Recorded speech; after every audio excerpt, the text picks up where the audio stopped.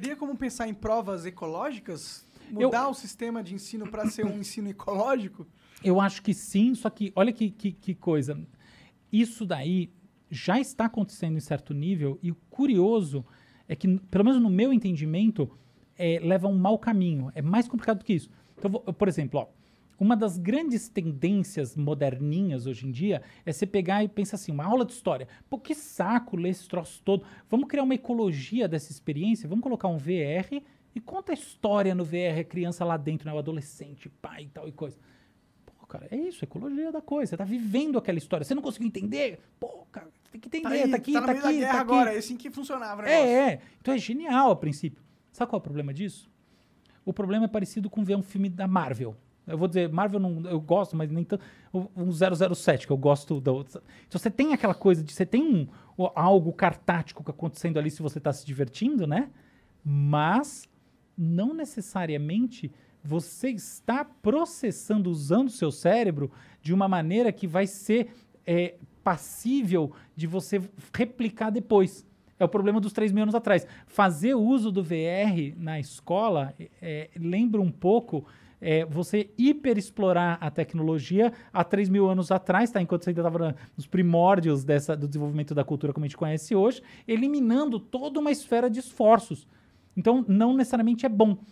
Assim, ó, quando você está usando VR, quando você está vendo um filme de ação, seu pensamento é muito concreto. É aquilo. Quando você está lendo, você tem que imaginar. Então, você usa áreas do cérebro e, mais do que isso, você se coloca numa postura mais contemplativa em relação àquilo que acontece dentro da sua própria cabeça. Você, putz, nossa, que loucura. É claro que não é isso que acontece com a pessoa que odeia esse troço. Aí ela acha um saco e acabou. Mas quem tem essa oportunidade de imaginar, viaja, entendeu? Então tem um problema dessa ecologia que é você eliminar a imaginação da coisa, já que você dá a imaginação do ponto de vista sensorial. Então eu acho que tem um meio do caminho, tá? Eu acho que existe a necessidade de se fazer isso, mas eu acho que, sobretudo, o que existe é a necessidade da gente não trabalhar mais só com o mesmo padrão de escola. Na verdade, já tem várias escolas que estão fazendo isso. Eu também não sou especialista em escola, né? Mas enfim, eu tô sabendo isso mais por interesse pessoal, porque minha filha está na escola, fui estudar a escola. Tá? Então, eu vejo muito assim, que tem escolas que estão realmente pensando programas que são para desenvolver alguma coisa que é encontrar um prazer de fazer, um prazer de criar. Tu fez uma crítica aí ao uso de tecnologia, achando que só porque é tecnológico o estudo, ele é mais eficiente. E que é uma falsa premissa. Exato. E eu concordo com você. Mas quando você falou nessa questão da ecologia do ensino e tal, eu já imaginei... claro que a tecnologia estava na minha imaginação, mas eu imagino uma mudança não de tecnologia, mas de como as coisas são feitas, de como as coisas são... É uma mudança organizacional da escola, entendeu? Exato. Eu acho que é isso aí. Eu também vejo isso. Eu acho que esse é o caminho pra gente, assim. E como que a gente organiza a escola de um jeito, tipo... eu já tive algumas piraminhas chapado, tipo, de imaginar que seria muito mais legal se a escola fosse uma aventura e não fosse apenas um lugar que você vai sempre, entendeu? Você ter aulas espalhadas pela cidade e com professores e pessoas diferentes. Por que tem que ser aquela escola, esse prédio, assim? Eu acho que o mundo está cada vez mais plural e diversificado e você quer pluralizar e diversificar as experiências. E ter um prédio com um jeito só de fazer as coisas talvez não seja... Eu concordo totalmente. Eu acho que é isso aí. E eu acho que, na verdade, tem isso que você falou tem um poder, porque se aplica também às pessoas adultas, né? Esse negócio de você ficar parado no mesmo lugar te traz uma pobreza de estímulos em comparação com a fluidez. Eu acho que a gente não pode... É muito importante você dar uma circulada, assim, pelo mundo, assim. E é isso. No fundo, o mundo tem que ser seu parque de diversões, Total. né? E você torna a experiência escolar, que além de ser para você ensinar o jovem os clássicos e as coisas... E o avanço... os Shoulders of Giants, né? Em vez de... não só ensinar isso, é também uma oportunidade de você pegar o jovem, não sei se criança deveria sair em vários lugares, mas um jovem, e falar, ó, conhece a cidade, conhece as pessoas, vai em vários lugares, e para ele vai ser tipo uma aventura, ele não vai se sentir preso, ele poderia escolher quais aulas ele vai, aonde ele vai, sei lá, mas isso é meio difícil, eu acho que o governo não deixa algo assim acontecer. Existe uma questão curricular, mas eu acho que também existe uma questão muito dos pais, né? Então, assim, primeiro que é um negócio caro, né, de fazer, mas imagina que dentro de de um ambiente que isso é viável, existe uma insegurança dos pais, né? Em geral, os pais são muito, muito caretas, tem essa coisa, né? Não, mas que perigo, minha filha, meu filho. Então, acho que também tem um pouco dessa paranoia, né? Os pais têm que se largar a mão um pouco. Acho assim, todo mundo que tem um efeito, né, dominante sobre a outra pessoa acaba, num certo sentido, prejudicando um pouco ela. Então, acho que para mim... Então, e isso é comum ligado ao afeto. As pessoas amam, e porque elas amam, elas acabam é como se amasse demais, que não é bem isso. Mas ama e vem junto uma coisa que dá uma certa tesourada, né? Então, aquela história da mãe que colocou o moleque numa bolha com medo que ele se machucasse. Exato. Ele nunca saiu da bolha, saiu pela primeira vez, pegou uma gripe e morreu.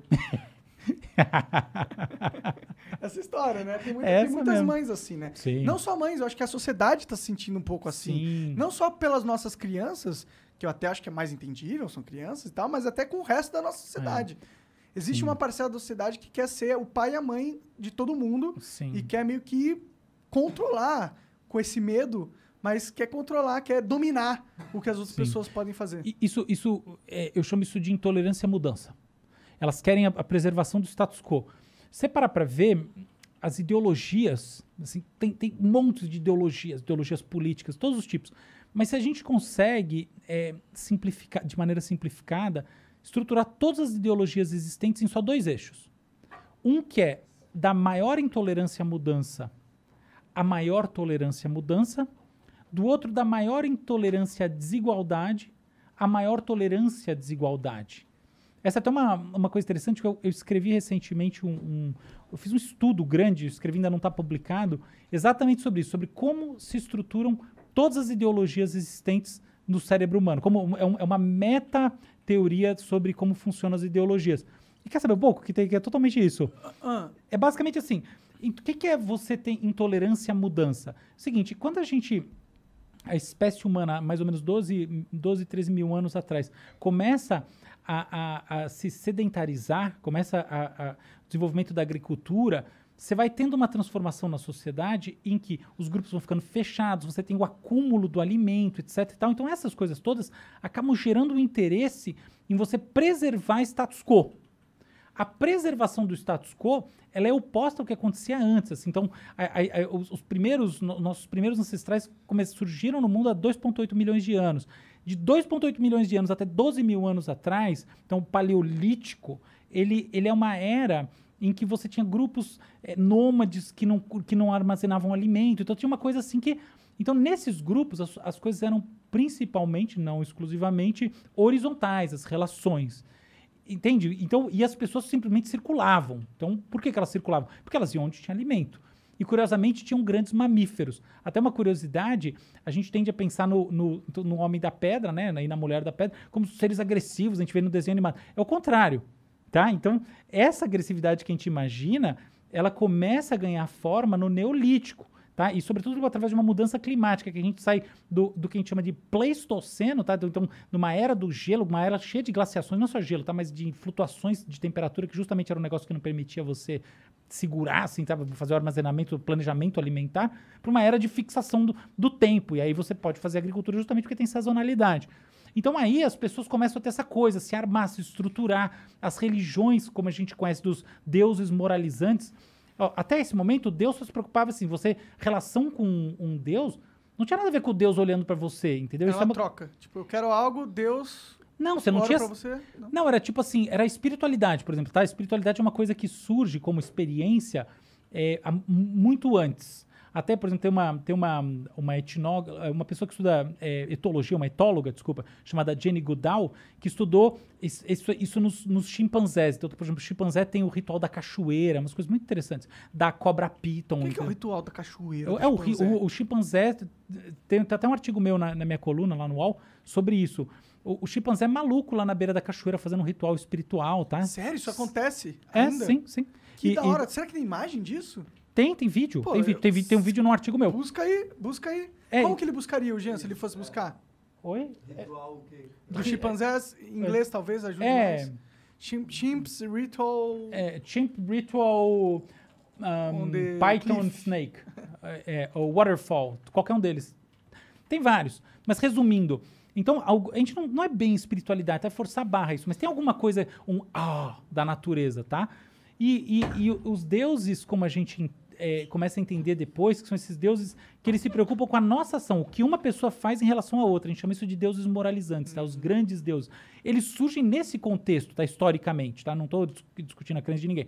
Mas eles surgem nesse contexto de uma sociedade que já está organizada ali e que justamente começa a ter o quê? Qual que é o princípio nessa sociedade?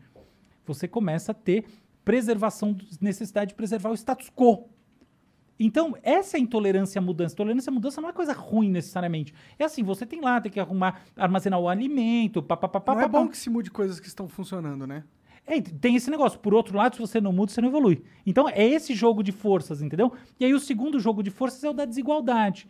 Então, por exemplo, dentro no Paleolítico, as coisas eram muito mais horizontais, como eu falei, até porque os homens saíam para caçar, então a própria questão de quem é seu filho não é tão clara quanto é hoje em dia, então as famílias nucleares não eram tão claras. É uma coisa que é complicado discutir cada caso, porque tem exceções, mas na média tem isso. E aí tem que entender que era uma sociedade primitiva, né? Uma sociedade primitiva, totalmente diferente do que a gente está acostumado. Exatamente. E aí, qual que é o negócio? Quando esses grupos começam a se organizar dessa maneira, naturalmente surgem hierarquias. São hierarquias principalmente masculinas. A lógica da guerra surge nesse contexto. Então aí você começa a ter o quê? Maior tolerância à desigualdade. Por que tolerância à desigualdade? Tolerância ao fato de que você investiu aqui para ter esse núcleo energético, alimentar, etc. E outras pessoas não têm. Então, essas tendências ideológicas, elas têm a ver com princípios que estão lá atrás na nossa história, entendeu? Então, algumas pessoas são mais conservadoras nos costumes, não só porque aprenderam, mas, por exemplo, tem estudos genéticos que mostram que variações num polimorfismo ligado à dopamina, que tem a ver DD4, DRD4, que tem a ver com exploração ambiental, tem algum nível de relação com o quanto as pessoas têm maior abertura à experiência, que é, por sinal, um parâmetro num teste de personalidade chamado Big Five, que é o mais importante que existe. Então, falar disso aí. E tem a ver com o quê? Tem a ver justamente com o quanto você tolera a mudança. Openness, né? É, um negócio que eles openness. Por exemplo, aqui hoje, né? A gente foi lá e combinou de fazer um negócio completamente fora da caixa para começar. Isso é abertura à mudança total. Eu não tinha dúvida que vocês iam achar essa ideia legal. E a proposta ela só surgiu por causa de um amigo meu. Eu preciso até falar que, na verdade, eu passei num ateliê. Tem um amigo que tem um ateliê de instrumentos musicais, que é o Zé Benedito, lá na João Moura. Zé Benedito. É muito legal. E ele o ateliê, o nome é Zé Benedito, não? Eu não sei. Eu sei lá, é um amigo meu que tem o ateliê na queria dar João uma Moura. hora pro pessoal ir lá. É o melhor ateliê de percussão em São Paulo, com certeza. Então já, tá. Sei lá, não é propaganda. Eu tô falando porque eu passei lá e peguei isso aqui porque eu quis levar pra minha casa. Eu falei, pô, já que eu vou pra São Paulo, que eu moro depois da Igreja Viana, né, no mato ali. Então, eu passei e aí eu tive essa ideia no caminho, não ia tocar nada. Então, foi uma coisa que veio da perspectiva, a troca, do fato de que vocês têm muita abertura à experiência. Vocês, eu sabia que vocês iam achar engraçado, divertido e pronto. Então, muito louco, imagina, começar o flow com um instrumento aborígena, milenar, pica.